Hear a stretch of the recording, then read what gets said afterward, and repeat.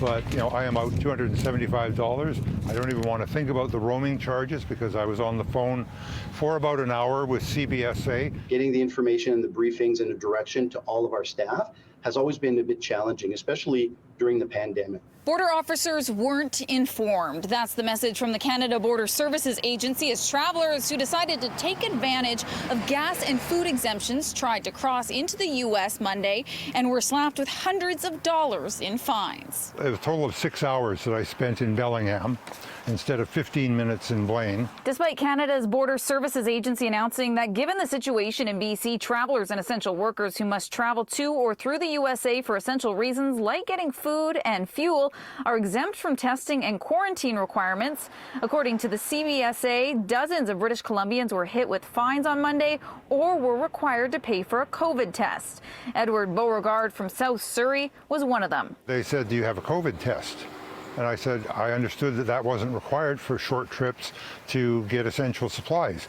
We have seen nothing like that. No one has told us anything like that. You still require a COVID test. It's regrettable that, that transition period that led to the referrals and the fines led to increased stress on them.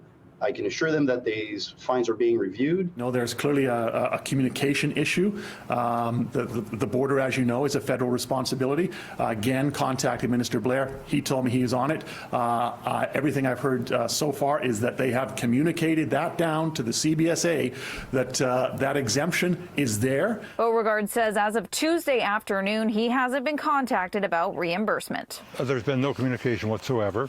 My plan is to take copies of my gas receipt and the COVID test invoice, send that to Mike Farnsworth and Bill Blair, copying my Member of Parliament, Carrie Lynn Finlay, and asking for reimbursement for that expense. According to the Customs and Immigration Union, the revised directives weren't communicated to border officers until after 6 p.m. Monday night. British Columbians are also being reminded that no matter what your reason for crossing, travelers still must fill out the Arrive Can app prior to reaching the border. For Beauregard, he says he's disappointed he is yet to be contacted about compensation for the nearly $300 COVID test he didn't need to get. All they would need to do is look at their border records for who crossed the border on a day trip. They have that information. In Surrey, Ashley Burr, City News.